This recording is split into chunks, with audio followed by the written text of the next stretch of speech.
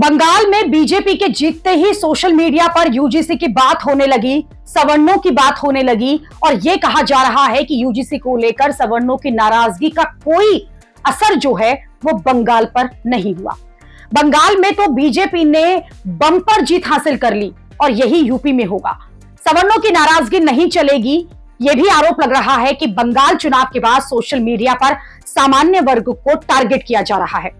जैसे यूजीसी के खिलाफ सवर्णों की आवाज उठाने वाली एक यूजर नेहा दास कह रही हैं कि वैसे तो बंगाल की जीत का जश्न सबको मनाना चाहिए, लेकिन कुछ लोग सामान्य वर्ग को टारगेट करने में लगे हैं। नेहा दास ने कहा है कि अगर हमारी औकात नहीं है तो फिर पूरा दिन हमारा नाम क्यों लेते हो।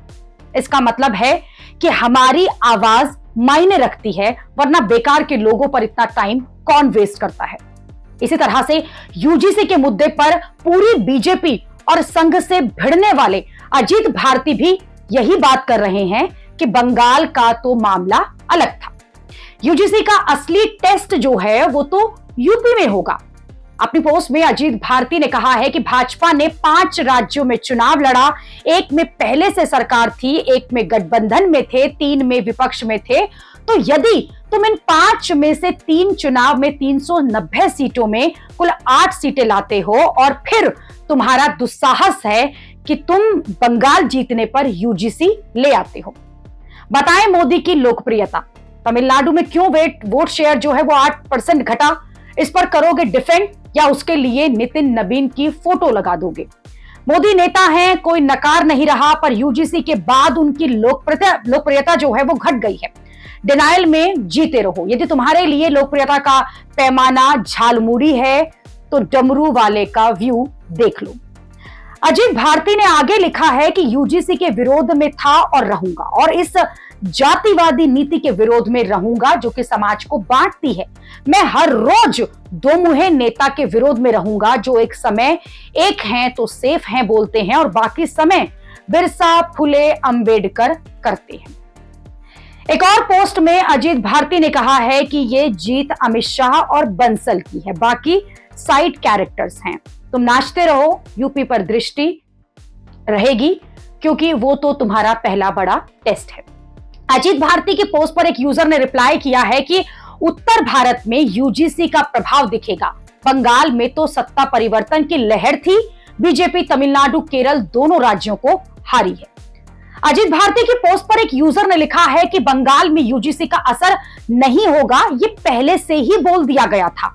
जीत हार वहां इस पर डिपेंड नहीं थी और भाजपा से नाराजगी के बावजूद बंगाल को लेकर खुश हैं क्योंकि वहां पर अति हो गई थी। बाकी जातिवादी नीतियों का असर जो है वो हिंदी भाषी राज्यों में जरूर होगा। 2028 चुनाव तक मुद्दों को जिंदा भी रखना चाहिए। एक और यूजर ने लिखा है कि बंगाल में भाजपा की जीत पर कोई भी सच्चा राष्ट्रवादी दुखी नहीं हो सकता। मुद्दे पर आधारित समर्थन या विरोध जो है वो चोमुओं को समझ में नहीं आता। एक यूजर ने लिखा है कि यूपी में अमित शाह और मोदी अगर वोट मांगने आएंगे तो यूपी बीजेपी हारेगी, ये तय है। योगी जी को लेकर सामान्य वर्ग थोड़ा सॉफ्ट है, पर अगर किसी को ये लग रहा है कि बीजेपी यूपी जीत जाएगी तो वो सिर्फ मानसिक दिवालिया है। सामान्य वर्ग को राजनीतिक अल्पसंख्यक मानने वालों को यूपी जो है वो जवाब देगा। एक और यूजर ने लिखा है कि सभी हिंदू बंगाल की जीत पर खुश हैं और कारण जो है वो यही है कि हमारे बंगाल के हिंदू खुश हैं, पर हम जो बंगाल से बाहर के हिंदू हैं उनके मन में किसी कोने में ये भी एक दर्द है कि एक मानव जो महामानव बनना चाह रहा है उनको शायद ही बंगाल के हिंदुओं की खुशी ज्यादा दिन तक बर्दाश्त हो। यानी बंगाल की जीत के बाद जो है कि एक बार फिर से यूजीसी का जो मुद्दा है वो सोशल मीडिया पर ट्रेंड कर रहा है, सोशल मीडिया पर गर्म हो रहा है। आरोप है कि कुछ बीजेपी समर्थक ये माहौल बना रहे हैं कि बंगाल में सामान्य वर्ग की नाराजगी का कोई असर बीजेपी पर नहीं पड़ा, लेकिन यूजीसी के विरोध में उतरे जो सवर्ण समाज के लोग हैं वो अपनी आवाज बुलंद करके ये लोगों को बता रहे हैं कि बंगाल का मामला अलग है, वहां यूजीसी का मुद्दा नहीं था। असली परीक्षा जो है वो उत्तर प्रदेश में होगी और वो दिखेगी।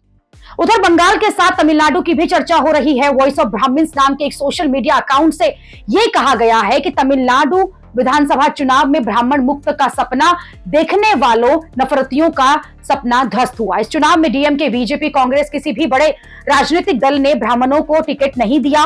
ब्राह्मण विरोधी लॉबी इसे ब्राह्मण मुक्त चुनाव कहकर संबोधित कर रही थी। और इसी बीच एक्टर विजय की पार्टी जो है टीवीके ने ब्राह्मण बहुल सीट से दो ब्राह्मण उम्मीदवारों को टिकट दिया था। मायलपुर और श्रीरंगपुर में ब्राह्मणों को जो टिकट दिया गया, विजय ने तमिलनाडु में ब्राह्मण विरोधी राजनीति को कुचलने का एक अच्छा प्रयास किया गया। दोनों ब्राह्मण उम्मीदवारों ने हजारों वोटों के बड़े अंतर से अपनी जीत भी दर्ज की है और इस परिणाम का प्रभाव भले ही सीमित हो, लेकिन यह उन लोगों के लिए एक स्पष्ट संदेश है जो ब्राह्मण समाज के विरुद्ध नकारात्मक माहौल बनाने की पुरजोर कोशिश कर रहे थे।